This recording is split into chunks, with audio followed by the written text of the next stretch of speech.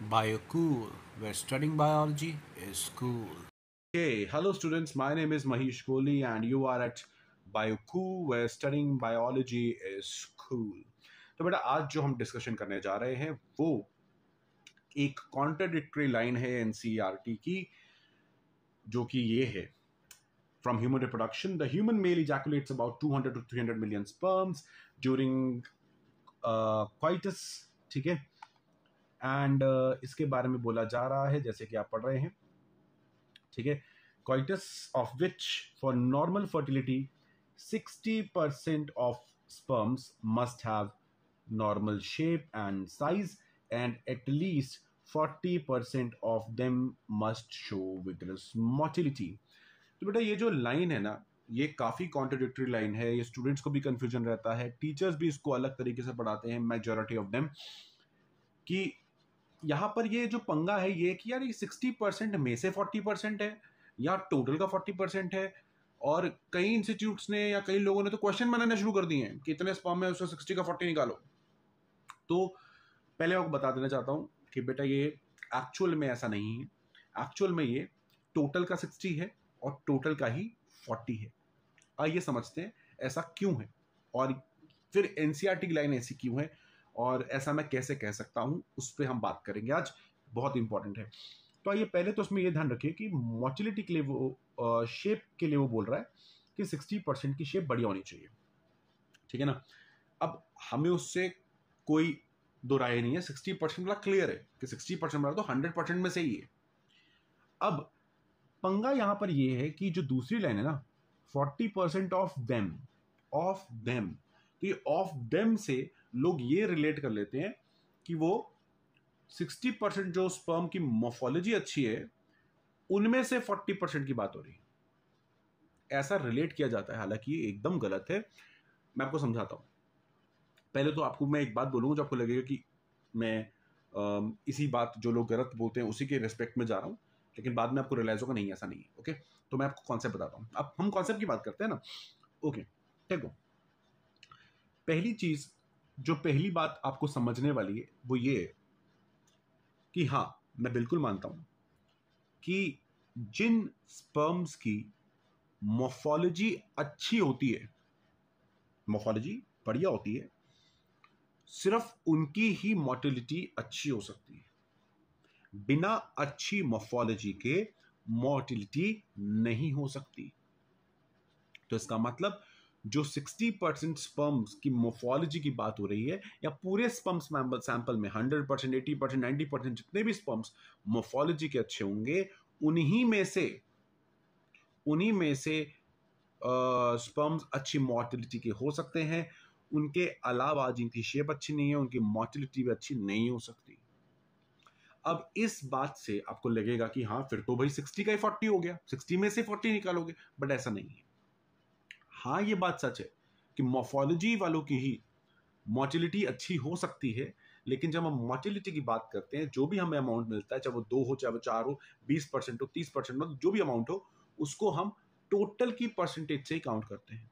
हम उस 60 में से नहीं निकालते कि 60 को आपने टोटल मान लिया और फिर उसमें से 40 निकालना. नहीं, हम ऐसा नहीं करते. हम टोटल में से ही निकालते हैं. इसका मतलब पहले आपको समझाता हूं इसका मतलब क्या हुआ और उसके बाद फिर बताऊंगा कि ऐसा मैं क्यों कह रहा हूं. ठीक है, तो पहले इसका मतलब समझिए. इसका मतलब क्या होता है पहले तो आप समझो कि स्पर्म काउंट किया कैसे जाता है. स्पर्म काउंट में ना सारे स्पर्म काउंट नहीं किए जाते, मिलियंस ऑफ देम काउंट नहीं होते. हमारे पास एक स्लाइड होती है, उसमें बॉक्सेस होते हैं. उस बॉक्स के अंदर हम स्पर्म को काउंट कर लेते हैं. ठीक है ना. तो मान लो हमने पर यूनिट वॉल्यूम इतना स्पर्म काउंट किए और फिर उसमें से देख लिया कितनों की मोर्फोलॉजी अच्छी है, कितनों की मोर्टेलिटी अच्छी है. तो हम मिलियंस को काउंट नहीं करते, हम वैसे ही करते जैसे डब्ल्यूबीसी काउंट होता है. हम सारे डब्ल्यूबीसी काउंट नहीं करते, बॉक्स के अंदर काउंट करते हैं और फिर उसको मल्टीप्लाई कर देते हैं कि भाई इतना ही रहा होगा, है ना. ओके, तो मान लेते हैं कि हमारे पास यहाँ से समझेगा, हमारे पास यहाँ पर लेट से 10 स्पर्म्स हैं. 5, 6, 7, 8, 9 और ये 10. ऐसे मैंने 10 स्पर्म बनाए हैं. ठीक है, आपको लग रहा होगा काफ़ी गंदे भी बनाए हैं मैंने, कोई बात नहीं. अब गंदे जानबूझ के बनाए. अब देखिए इसकी मॉर्फोलॉजी ठीक है, इसकी भी ठीक है, इसकी भी ठीक है, इसकी भी ठीक है, इसकी भी ठीक है, इसकी भी ठीक है, और इनकी मॉर्फोलॉजी खराब है। ठीक है, इज दैट क्लियर? तो अब बट ऑब्वियस सी बात है, अगर मैं इस सैंपल में से मॉर्फोलॉजी की बात करूं, मॉर्फोलॉजी की बात करूं, तो इसमें से 10 में से 10 ही टोटल है, तो 6 हैं आउट ऑफ 10 जिनकी मॉर्फोलॉजी क्या है, बढ़िया है। ठीक है, तो ये ऑलमोस्ट हो गया बेटा 60%।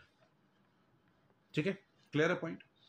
अब मान लेते हैं कि मोटिलिटी जो है, विग्रस मोटिलिटी जो है, वो इसकी बढ़िया है, इसकी बढ़िया है और इसकी बढ़िया है। 3 स्पर्म्स की विग्रस मोटिलिटी है।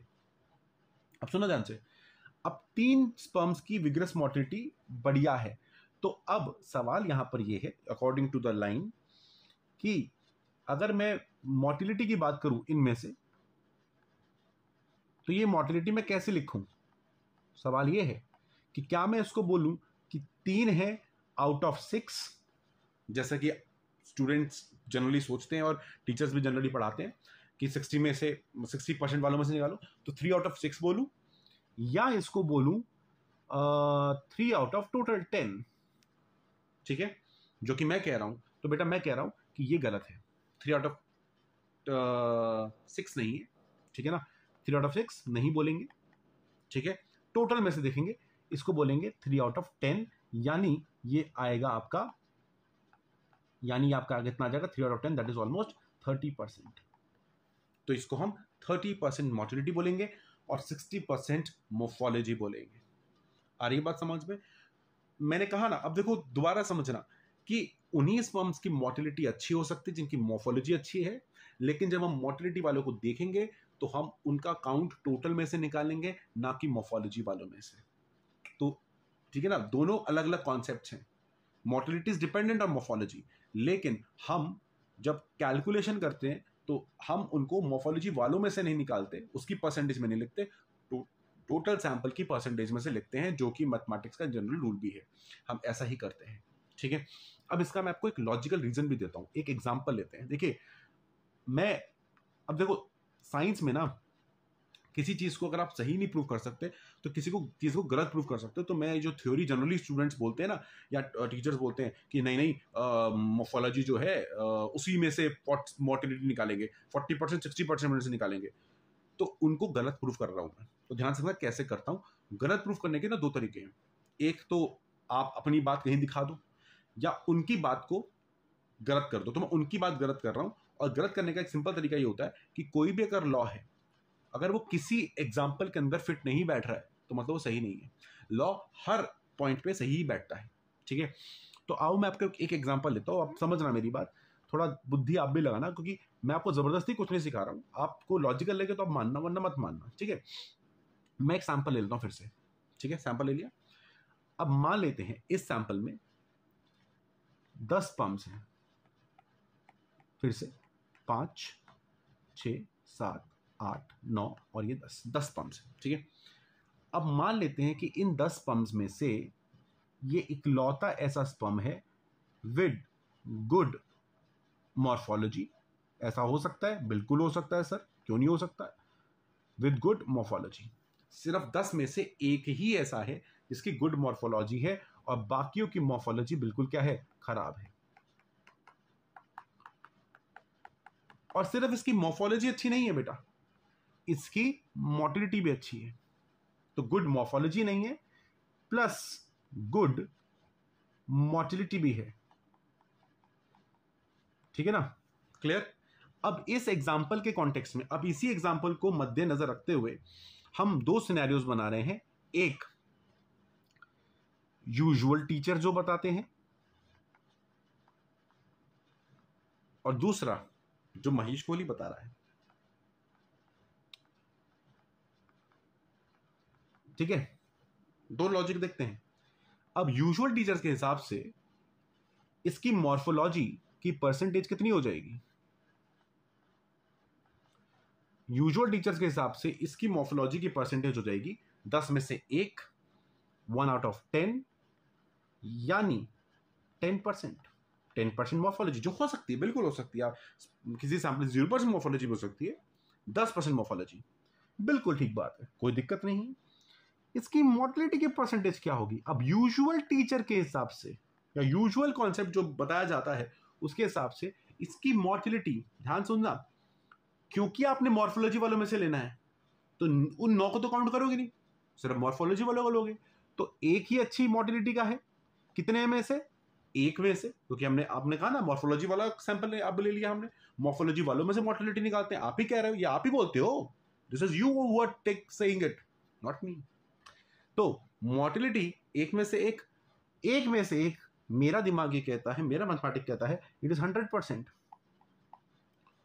ओ माय गॉड, तो आप मुझे ये कह रहे हो कि ऐसा हो सकता है आप ही के लॉजिक से कि मॉर्फोलॉजी 10%, मोटिलिटी 100%। क्योंकि अगर 10 में से एक मॉर्फोलॉजी में अच्छा है और वही मोटिलिटी में भी अच्छा है, ऑफ कोर्स मॉर्फोलॉजी में से मोटिलिटी होती है, तो मतलब अगर मैं उसी को टोटल सैंपल स्पेस मान लूं कि अब तो एक ही रह गया, तो इस हिसाब से मॉर्फोलॉजी होगी 10% और मोटिलिटी होगी 100%। तो 10% मॉर्फोलॉजी और 100% मोटिलिटी, ये क्या आपको लॉजिकल साउंड कर रहा है? क्या ऐसा हो सकता है? कितना एब्सर्ड रिजल्ट है ये, कितना एब्सर्ड हो जाएगा। आ रही बात समझ में? क्लियर है पॉइंट? तो ये ऐसी एब्सर्डनेस नहीं आती है, दिस इज रॉन्ग। अब मेरे लॉजिक से देखिए, मेरे लॉजिक से मॉर्फोलॉजी तो सेम है, मॉर्फोलॉजी सेम है, 1 आउट ऑफ 10, दैट इज 10%, बिल्कुल ठीक है। और जो मोटिलिटी है वो भी मेरे लॉजिक से कितनी आएगी?